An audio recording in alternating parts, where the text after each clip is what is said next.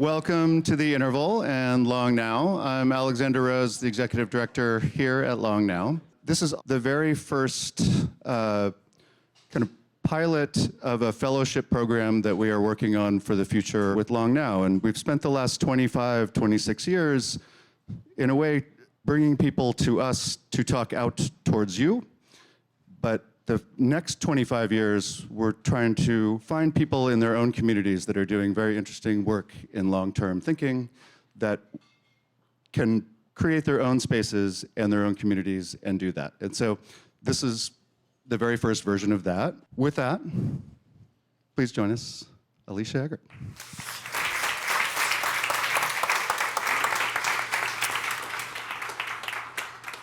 Thank you so much, Xander, and thank you all for being here. I just want to say that this is such a huge honor. I can't believe I am speaking to some of the people in this room. So thank you so much. Okay, so as a conceptual artist, I have always gravitated to language as a material. I like to think I sculpt words the way that other sculptors work with wood or stone.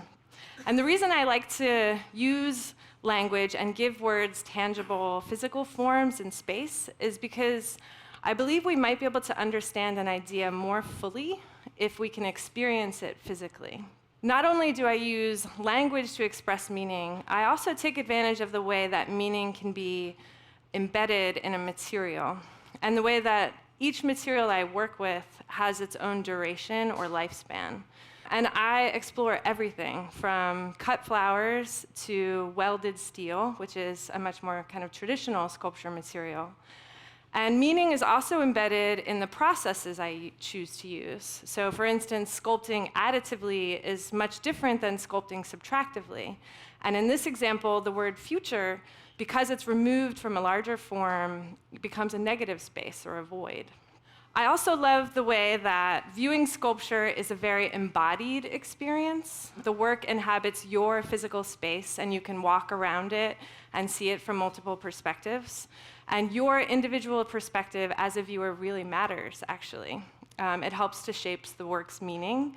And in this case, it determines the way you see the future. Because my work is text-based, I'm naturally drawn to using the materials and strategies that are often used in commercial signage. So I'm inspired by all kinds of signs, including road signs and like reflective vinyl and the colors that are used in those. And I'm drawn to the material and the medium of neon for all the obvious reasons. Nothing compares to that quality of light emitted by electrified gases that are trapped in a glass tube. But neon is also actually very sculptural. The glass tubes are heated and bent over a flame, and they're often bent back on themselves in order to create a specific shape. But my favorite thing about neon signs is animating them and the way it allows me to bring them to life, literally. And the flashing is obviously designed to sort of grab your attention, but I also like to use it to create a specific rhythm in the work. The pace is intentionally slow enough so that you can read the work's messages, but it's also fast enough to hold your attention and keep you present, and also make you aware of time's passing. It's similar for me to like the rhythm of breath in mindfulness meditation. My desire to give time a tangible physical form actually started with this project that I did in graduate school. I called it The Length of Now, and when I did a Google search of that term is when I discovered the Long Now Foundation and became a member. I think it was like 2008. But this project involved cutting pieces of red yarn to really specific lengths and then soaking them in water and then freezing them into the shape of the word now, and then taking them out of the freezer and hanging them on a nail on a wall and then allowing them to melt. And I made videos of those nows melting because each one was unique, right? And I projected my favorite video onto the wall with a clock in order to juxtapose our lived experience of time with our perception of time, and also with that sort of measured mechanical clock time. And this video of Now that I chose really highlighted for me how our awareness of time passing is linked to our perception of motion. So there were long moments where the word appears static and change is like pretty imperceptible, and time feels slow and really stretched. And then when you begin to perceive the motion, you have this heightened sense of anticipation of something just about to happen. And then in moments of more abrupt change, time seems to speed up, right? And it was interesting also to try to identify at which point the word now was no longer now, but no or nothing at all. My fascination with time probably stems from the fact that my dad was a pastor. So I was raised in church, and I was constantly reminded of the inevitability of my death and the possibility of an eternal afterlife, right? Instead of believing in an afterlife, I ended up becoming an atheist. And I'm much more inclined to believe something the philosopher Ludwig Wittgenstein said, which is that eternal life belongs to those that live in the present. And since the definition of eternity is timelessness, what better material is there to create it than clocks? By nature, the motion of clock hands is cyclical and potentially infinite. The minute hand goes around once every hour, and the hour hand goes around once every 12 hours, and it's only then that we see this word eternity. That video is high speed, time lapse, but when you actually experience this work in person, you perceive it as a static object. So the motion of those minute hands is just on the limits of our perception. And in contrast to that sort of cyclical, mechanical time, the reality of our lived experience of time is very linear and finite. And I'm drawn to the ways in which we measure that kind of time in our daily lives, like with the height charts that we keep on the walls of our houses when our children are growing up. So this one on the screen is actually inspired by my own son's height chart. He's 8 years old now, and last year I actually asked him, how tall do you think you're going to be when you grow up? And I asked him to point to that spot on the wall, and I drew a line there, and I wrote someday. And then the height that he was at that exact moment became now, and then all the moments before are thens. And it's interesting to think about how when we're children, we count time up. But then at a certain point, when we get older, we start to count time down. And time becomes ultimately a reminder of our mortality. And our hearts are like ticking clocks. So this is a sculpture that has an average human lifespan that I called Pulse Machine. And the drum is the heart, and it beats its pulse. And the counter on the wall counts down the number of seconds remaining in the sculpture's lifetime. And it uses those flip digit numerals from old scoreboards that remind me of like the ventricles of a heart. And the sculpture is programmed to die when the counter reaches 0. It's a little bit like Poe's Telltale Heart, kind of reminding us of the inevitability of death. And some people have told me it's like a little dark or creepy. But I actually believe that thinking about time more deeply and more regularly encourages us to live more meaningfully. It reminds us to focus on more important things instead of more urgent things, And what's more urgent than death? I actually enjoy putting my work in public spaces for this very same reason, to give people more opportunities to think about time deeply in their daily lives. Public art allows people to encounter art in unexpected situations and in the real world and in real time.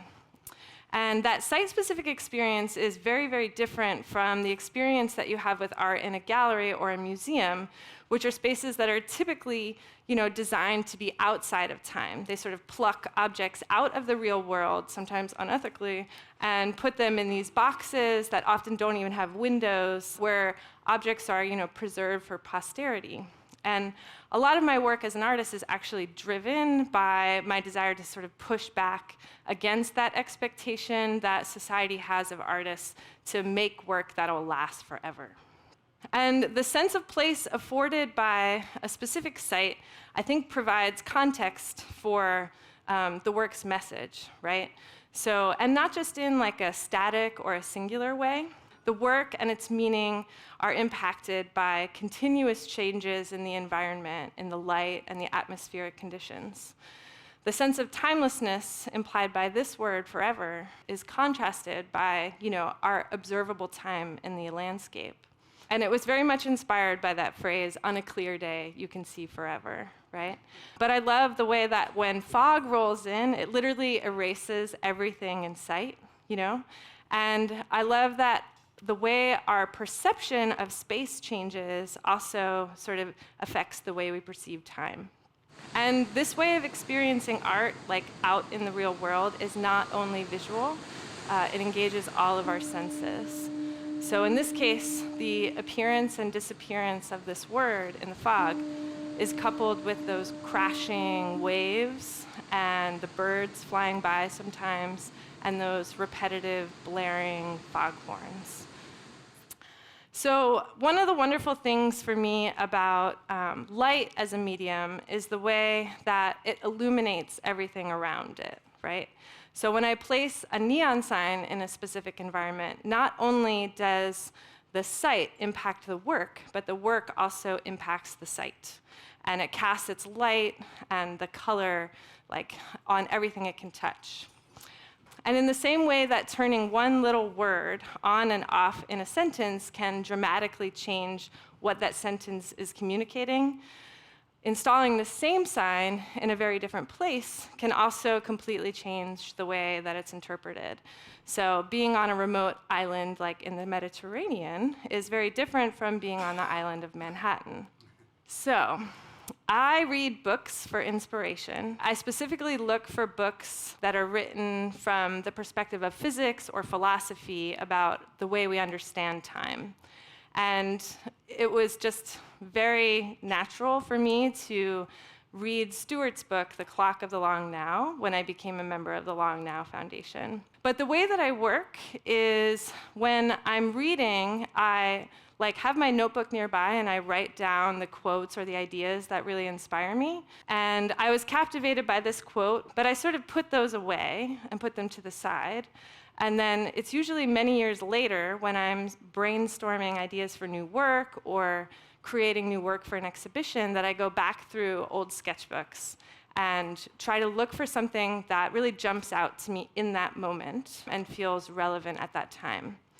So it was actually many, many years later, after I read The Clock of Long Now, that I went back through old sketchbooks as I was preparing for an exhibition. And I came across the quote, and I started to brainstorm ways I could illuminate it and animate it. And in order to ask for Stewart's permission to use it, I decided to tweet this rendering at him. And obviously, it's a very initial rendering. The sign ended up looking nothing like this. It was my first attempt at what it would look like. But I want to pause real quick at this point in the story and talk about the relationship between possibility and reality. Because another one of Long Now's co-founders, Brian Eno, once said that humans are capable of a unique trick, creating realities by first imagining them. And I really believe this to be true, actually. I also believe that our sense of possibility is directly correlated to our conception of time. So the more expansively we think about the here and now, the larger our sense of possibility. And I'm also interested in the transformation of possibility into reality. When does it switch from, only being possible to actually being real? So at this time, when I tweeted at Stewart, the sign was still just in the realm of possibility. And I could imagine it, but it was very possible that he would say no, or he would just ignore me altogether, right? But if you know Stewart, you probably know that I didn't even need to ask for his blessing because he gives it freely. So as you can see here, he ended up tweeting back at me just a few minutes later, literally, and he said, sure. So this is the first edition of This Present Moment that I made for an exhibition I had in Portugal in 2019. And as you can see, the design changed dramatically from my initial rendering. Because at some point, I realized I could turn off those two words, present and unimaginable, and I could reveal another kind of complete statement. This moment used to be the future. And when I realized that, I knew I had to align all the text on the left-hand side so that when those words disappeared, there wasn't like a gaping hole, right, in the design. And the color pink was also a very deliberate choice. I take color very seriously. And I chose pink at that time in 2019 because of the ripple effects that the Me Too movement was having on the world. I personally was trying to imagine what the world would look like if it was more equitable and more safer for women and girls. And I also wanted to imagine, a future where the color pink wasn't always just associated with women and girls. And it's crazy to think back on this time because here we are 3 years later. I never could have imagined that we'd be living in a post-Roe world, right? But after sharing that finished work with Stewart, again on Twitter, I found out that this quote actually is co-authored with Stewart's friend and poet, Gary Snyder, who wrote this epigram and shared it with Stewart, inspiring him to write the quote that inspired me. So I really love this backstory, and it's beautiful for me to see how this sentiment has evolved over time and how I am now a part of that evolution. But I make 3 editions of each neon sign so that I can share them with more people in the world and actually put them more places in the world. Later that same year, I made a 2nd edition that ended up being acquired by the Smithsonian's Renwick Gallery. And around that same time, I started having conversations with Xander, as he said, about where in the world we could bring this sign that would be a meaningful place to the organization. It was around that time that I learned about this property on Mount Washington in Nevada, and the fact that it's the home to some of the world's longest living trees, the bristlecone pines, some of which have lived over 5,000 years. That process of actually imagining what we were about to do and then making it a reality took about a year. And it involved making a 3rd edition of the neon sign with my studio assistant, Jess Green, in my studio in Dallas, Texas. And I made this sign specifically for this opportunity, the scale of it and also the way that it's constructed in modular components so that it can easily assemble and disassemble. So here you can see it in the back of a moving truck, and the sign structure is made of steel, right? And all of the glass components are stored in that wood crate. And I just want to take a second to acknowledge the fact that we used glass for this specific project because it's kind of insane. And the most insane part about it is that I didn't make any backups. So we only had 1 piece of glass for each part of the sign, and if any of them broke along the way, we would have been screwed. But we probably would have found ways of making it still happen. But that materiality of glass was actually a really important part of this project for me because I think it really speaks to that fragility of like possibility reality relationships, right? And it's interesting to think about when the culmination of an idea draws nearer. And we've been planning for a year, and we can now really imagine what it's going to look like on this mountaintop. But the closer we got to actually making that a reality, the more fragile that sense of possibility actually became, because 1 broken letter could have totally made it potentially impossible. And one of the most significant challenges, as you can see here, was getting the glass up this mountain safely, up to 11,000 feet. It's so interesting to learn about the bristlecone pines and the fact that they actually thrive in these really extreme conditions that you can only find at these, really high elevations. So it was really interesting to try to make that journey up to this place where they live. And of course, we had to do all these crazy switchbacks, and the road was dirt, and there was all these huge ruts, and every time we went over a bump, I was freaking out inside. But thankfully, I was in really good hands. And I also had like a whole team of people who were so equipped and like fully, acquainted with installing art projects in really extreme environments. So we arrived at the mountaintop around noon, and after lunch, we immediately got to work assembling the sign structure. And our goal was to have everything set up by sunset. And this video for me really shows how fast that afternoon seemed to go by. And I think it's kind of funny because it might be the shortest term project the Long Now Foundation has ever done. As you can see, we did manage to get the sign up and working right before the sunset. And I'm so thankful we did.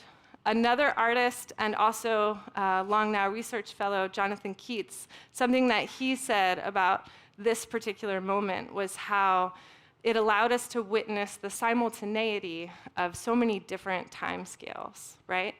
The flashing on and off of those words every 3 seconds, coupled with the passing of the clouds overhead, gathering and parting, and then the change of the light as the sun set over the course of about an hour. All of those things were then juxtaposed with the lifespans, the 5,000-year-old trees that were surrounding us, right? So it was quite a magical experience. But one thing, actually, that did not go according to plan was that the electronic flasher that I typically use to change the states of those signs every 3 seconds actually didn't work, and we couldn't figure out why. We thought it had something to do with the electricity coming out of the generator, not jiving with it. We couldn't figure it out, so ultimately, I had to plug and unplug these different sections of the neon sign at this power strip. And you can see in this video how determined I was to keep that rhythm really consistent. For me, it's so important that each state of the sign lasts 3 seconds, not 4, not 2, 3 seconds, right? And that it repeats over and over and over again, creating that really sort of meditative experience. So when you look at this video, imagine me off to the right-hand side of the scene, counting 1 Mississippi, 2 Mississippi, 3 Mississippi. That sort of meditative and very mechanical rhythm of the sign became kind of like a ticking clock, And that was juxtaposed with our own lived experiences of time and the length of our own human lifespans. So people really love to photograph the sign when it's illuminated, of course, right? But that third state where all the words turn off for 3 seconds is actually really important for me because from my point of view, it actually returns our attention to the landscape. And this was especially crucial here in this really epic landscape, right? The Basin and Range Province, I actually learned, is home to some of the highest mountain peaks in the contiguous United States. And that elevated perspective is also an important conceptual component of this project. Because I like to think that shift in perspective, that bird's eye view that we get from a mountaintop, as being really similar to that broader perspective of time, right? Seeing that longer now. Yet another time scale we can experience when we look out at that landscape is the geological time scale, and the time it takes for geological forces to stretch the Earth's crust and to form a mountain. As the sun set, the stars began to appear. And I don't know why, but for some reason this was very unexpected. When you think about putting a neon sign on the mountain, you think about like the sunset, but I never could have imagined that the Milky Way, the band of the Milky Way, would literally be right behind it. It was beautiful. And this revealed a whole other time scale, that of galaxies. And I didn't actually know until the other day that our galaxy is spinning. Did you know that? And then it takes about 240 million years to complete one rotation. So here in this one image, we have 2 vastly different timescales, right? A present moment that lasts depending on how you think of it, 3 seconds or 9 seconds, and one that lasts 240 million years. So what I've always loved about this quote is the way that we can each relate to it like on a very individual level. And when we think about this present moment and how it was once unimaginable, we can think about our current relationships or the kind of current state of our career. But I also love how it can also kind of speak to a more universal level and things that are going on in the world that, affect all of us. I like to think about how if this present moment was once unimaginable, how it naturally makes you wonder and want to try to imagine, what the future will hold. So I personally am trying to imagine a future of gender equality, of equal pay, right? And equal access to abortions. Wouldn't that be something? But I wonder what you are all imagining for the future. I think in moments like this, which we had sort of gazing out at the world from a mountaintop, or you could have gazing up at the stars at night, or that feeling you get when you're standing in front of a work of art that like really, really moves you, that broader perspective that you get, that bird's eye view, or that feeling of awe, maybe, can give you a new way of understanding the world, right? It can give you that shift in perspective, and it can help you see the bigger here and the longer now, and the roles that we play in it, both individually and also collectively. And I think that that shift in perspective can actually help us imagine otherwise unimaginable futures. And this was definitely an unimaginable future for me at some point.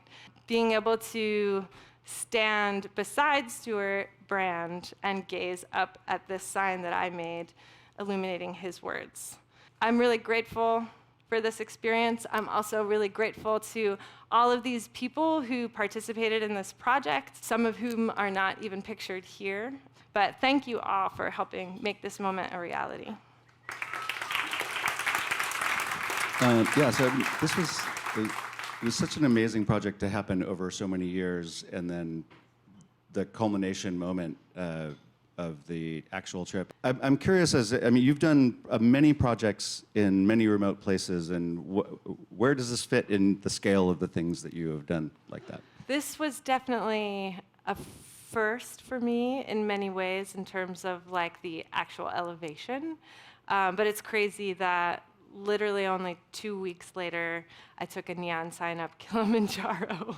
So it was almost like a sort of a trial run for that other project, which was crazy because this was like a lifelong goal. And then I immediately had to be like, okay, great, that went really well. Now I'm on to this next thing.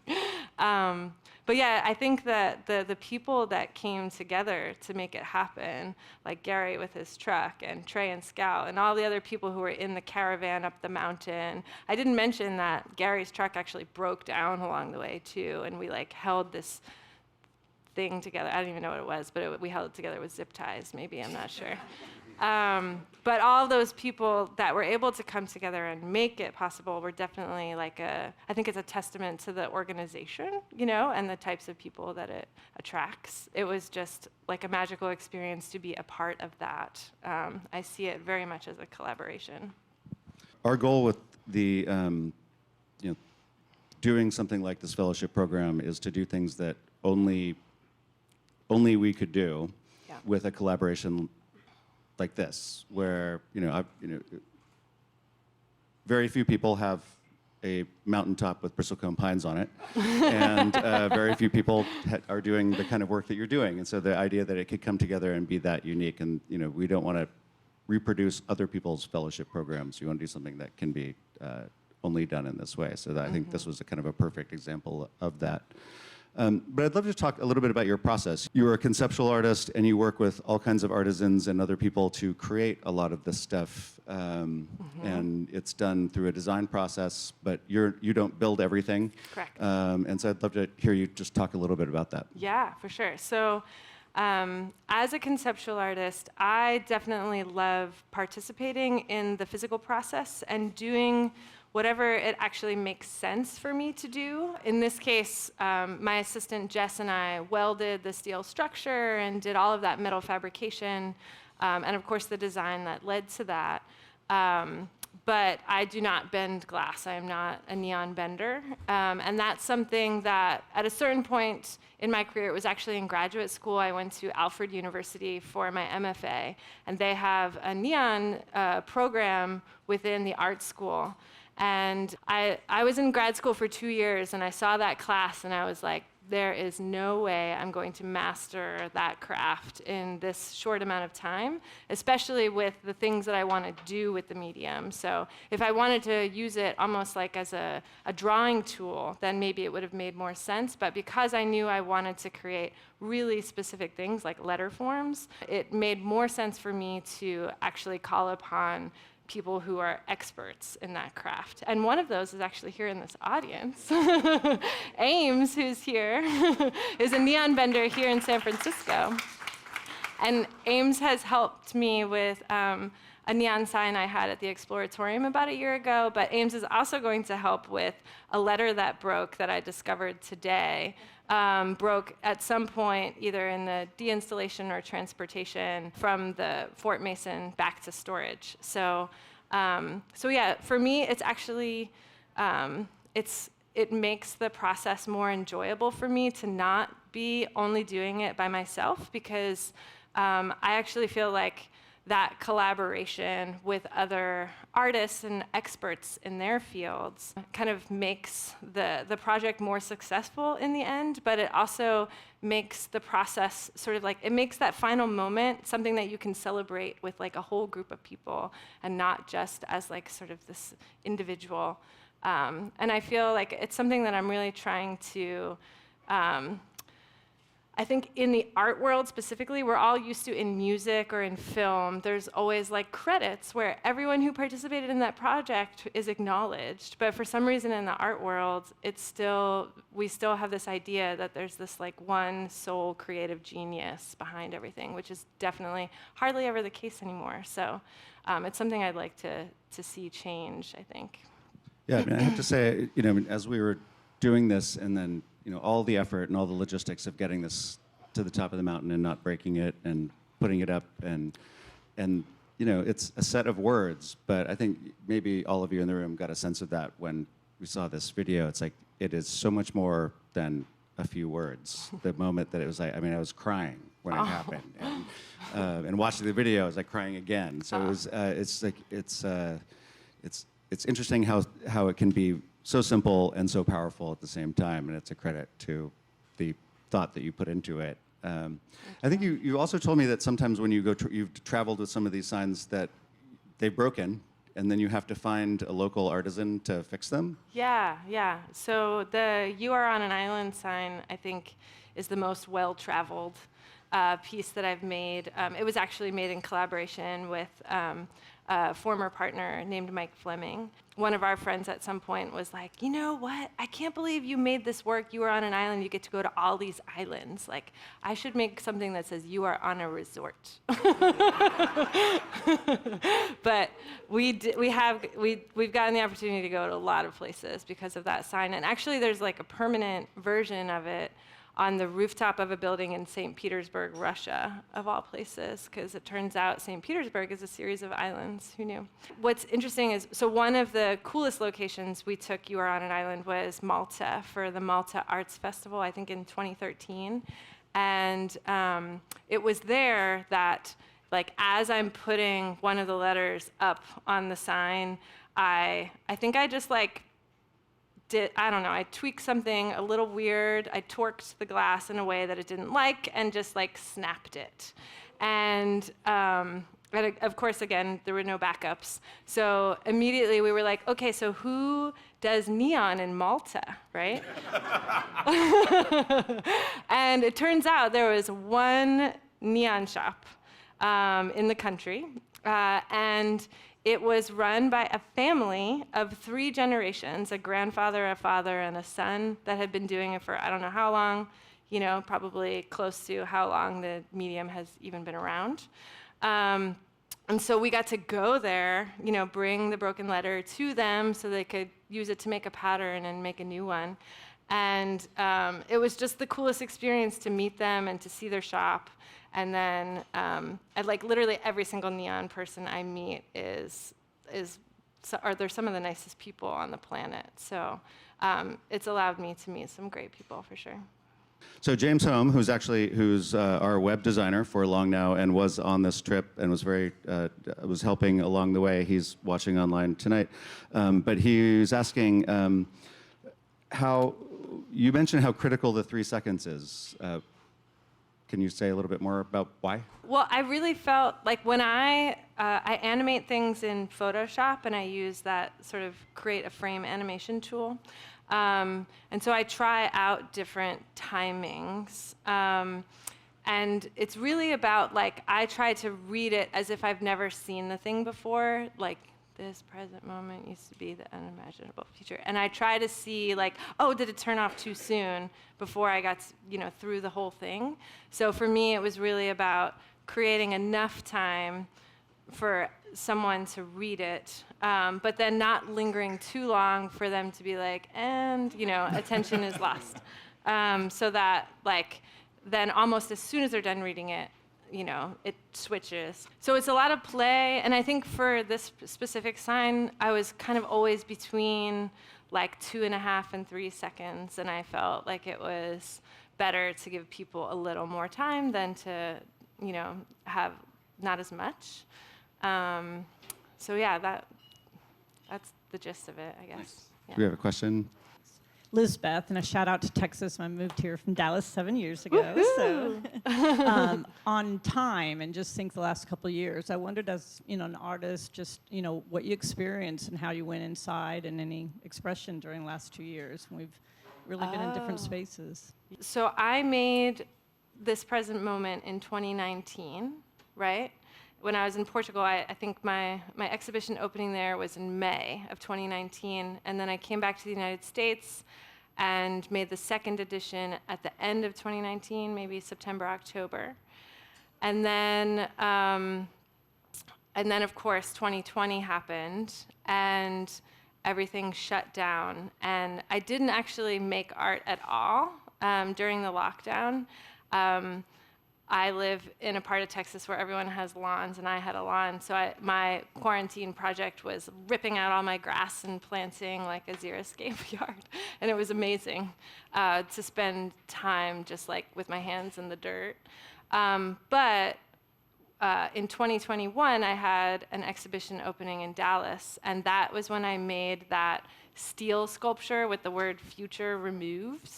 So that I actually titled The Unimaginable Future, still inspired by Stewart's quote, but it was very much related to my experience during the pandemic, the way that, my calendar was so full, and then everything was just wiped, like a slate, clean, right? So actually just cutting those letters out of the steel, and I didn't talk about this in the presentation, but that sculpture is made out of rebar, which is used to cast different architectural or infrastructural elements in concrete. And the larger sculpture that creates that sort of sense of perspective is actually tied together with wire, the same way that they tie those kinds of architectural elements together before they cast them. But ultimately, the future is a void, and this whole sculpture is tied together in such a way that, something was supposed to become of it, and then didn't. So that was sort of my response to that time. Yeah. Just a bibliographic note. It'll probably be Gary Schneider's last book of poetry. The title of the book is This Present Moment, because it really got to him, apparently. And I have to say that the event of that line in the book becoming a piece of art that is worth climbing to the top of the mountain to show it against a landscape, I would say it was pretty unimaginable. So thank you for that moment. Thank you. Do you have a shot of the Kilimanjaro thing? Oh, I think I do. So it was kind of, you had to use a different technology than neon in order to hike it all the way up. True. I used LED neon for this one, and this is just an iPhone shot. So the shots with a DSLR camera will get more of the stars and stuff like that. But it was a 7-day climb, so we set up the sign at every camp along the way. What was the highest elevation you got to? The 4,600 Meters. meters. Right. Sorry, yeah. Awesome. And what's your next project going to be? Well, I really hope to do more with this. So this is inspired by a friend of mine, Satya Brata Dam is his name. And Satya is sort of like a renowned mountain climber. He's climbed all the world's tallest mountains, including Everest, like 12 times or something. But I asked him, like, what kind of state of mind do you have to be to climb a mountain like that? And he said, like, you have to be the mountain. You can't see it as an obstacle. So that's what inspired this, and we hope to, and that inspired me to think about environmental personhood, which is, has been a way of thinking for indigenous peoples forever, right? To think about elements in the landscape as our kin, but it's something that is kind of gaining traction right now, and recently the country of New Zealand declared a mountain a person, a legal person, right? And these things are happening more and more, and so I like to think about that sense of personhood of when you're on this mountain. So we hope to take this to more mountains, long story short. I very much like a mountain being a person than a corporation, which is what we had. But, exactly, right? I want to thank you so much. Thank you so much. It's been so amazing. Thank you very much. Yeah.